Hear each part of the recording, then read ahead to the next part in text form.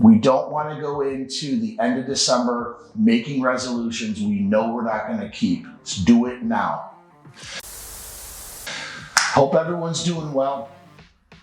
Today's video, I want to talk a little bit about the differences between masculine energy and feminine energy. You hear a lot these days, usually by feminists, to put it bluntly, this buzzword called toxic masculinity. And if you think about it, those two words don't even go together. Masculinity is a positive thing. Those are positive traits typically found in men. Women also have masculine side as well. The toxic part, if something's positive, it can't be toxic. So these are two words put together. They're fabricated to kind of shoot down men, to kind of put men down. Now, there are toxic traits out there, but they're also toxic for men and women. You could be a toxic feminist, and you can have a toxic female, and you can have a toxic male. But we always hear toxic masculinity. So let's go over a couple of the things that inherently are positive in the masculine energy space. Physical strength. Everybody wants to be physically strong. If you don't have a great body on you and you haven't been going to the gym, that's one of the most positive things you can have. To be physically fit shows a lot about who you are. It shows that you take care of yourself. It shows that you're disciplined. You are able to maybe handle yourself. Maybe it's not even going to the gym. Maybe you practice martial arts. But having that look, having that aesthetic look, having that almost a V taper, having not a lot of fat on you, that's a positive trait. I don't know why that would be considered toxic. Another positive trait is in relation to having emotional self-control as a man. You often probably have seen men flying off the handle for literally every little thing. Now that is a toxic trait, but men, we're supposed to be a little bit stoic. We're supposed to check our emotions and sort of almost be flatlined. Yes, I'm not saying we can't have feelings.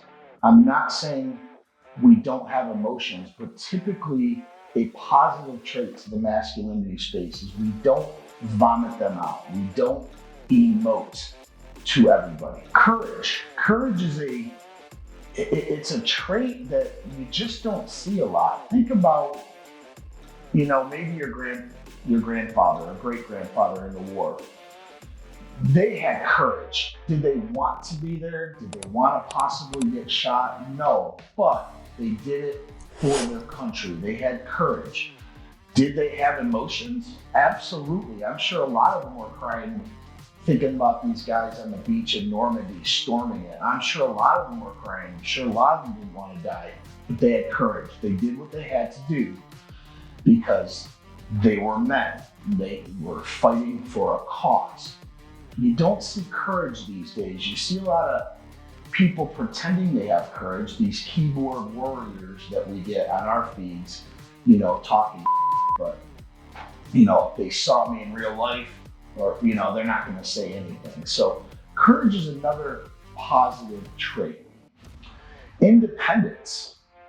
Again, it just seems like the more modern young men aren't very independent. They're typically living at home longer. They are playing video games. They're not out there on their path and purpose. And a very positive masculine trait is to be independent. Blaze your own trail in the world. Go out and do what it is that you feel like you need to do. Perfect example is my video guy right behind me. He's 22 years old. He could have stayed in college. He could have, worked for a company, but he decided to form his own independent videography. He does videos. He does, obviously, my video work. He does photography. He's young. He's figuring it out. He's independent. He's going his own way. He's trying to make a mark for himself. It's a very positive trait, very positive. Leadership. Leadership is another thing that you don't really see too often. We have this herd mentality these days where everybody just sort of follows the crowd. They don't really stick their head up. And if they do, they almost feel like if they do, they're going to get shit on. They're going to get people pushing back on them. And that's okay. You want to be a leader in your own life. You want to lead. You are your own brand. Remember that. You want to lead yourself. And if you're doing positive things for yourself, other people will follow. Another one is just assertiveness.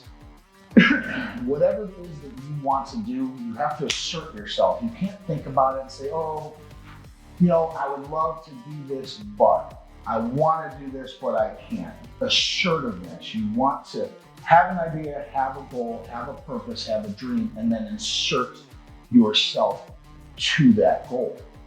All of these things are very positive. Again, I don't understand why this toxic masculinity, if I put all these down, I would venture to say most people would say, yeah, those are all positive things in the masculine space.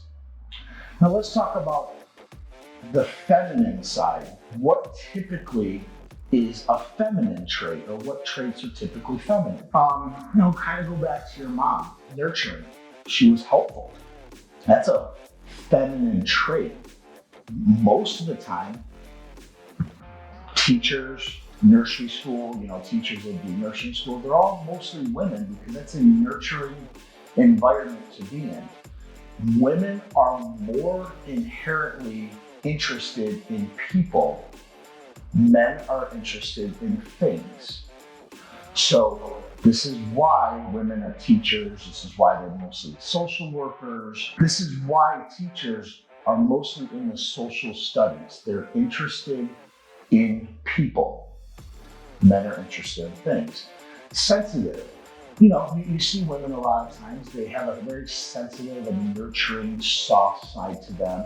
You want that in a woman. You don't want a woman who's blunt and, just out there acting like a guy. That is not a feminine trait. So sensitivity. Warm, even, if you want to use that word. Supportive. Again, go back to your mom. She's been supportive of you, maybe your girlfriend or wife. If she supports you and your dreams and your goals, that's a very feminine trait. If she cuts you down and she doesn't support you, that's kind of toxic in a way. Affectionate. Women are very affectionate. They're also emotional. Now, we just talked about in a men's masculine role, a toxic masculinity or a toxic trait is a man who is overly emotional. He's pissed off very quickly, or he cries all the time. He's just an emotional person. That's a feminine trait. So when you see a guy like that, you sort of think, wow, he's a kind of a. And so if you act like that, really think about, these are the traits that you push out there.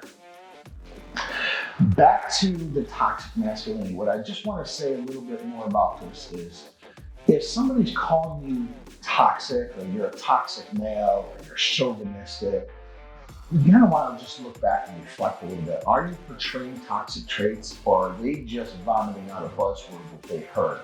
If you know you're not, if you know you have, physical strength, you have emotional self-control, you're independent, you display leadership skills, your assertiveness, and then someone calls you toxic, well, you're not being toxic. You're being a male. You're being what you're designed to be. And then those people who are trying to shoot you down, you just don't need them in your life. So don't even worry about that. If you have a female who's portraying a lot of masculine traits, then that's also a turnoff for guys, because we want our women to be soft, yielding, supportive, nurturing, affectionate. We also understand that they're emotional, so we have to sort of deal with the ups and downs of a woman's emotions, and we can't go up and down because of their emotions. remain still, remain stoic, if you want to use that word. These are the two definitions. These are the two differences between men and women and the different traits that make them up that are positive. If you have any questions, leave the comments down below. This is a new channel. Please hit like and subscribe, and we'll talk soon.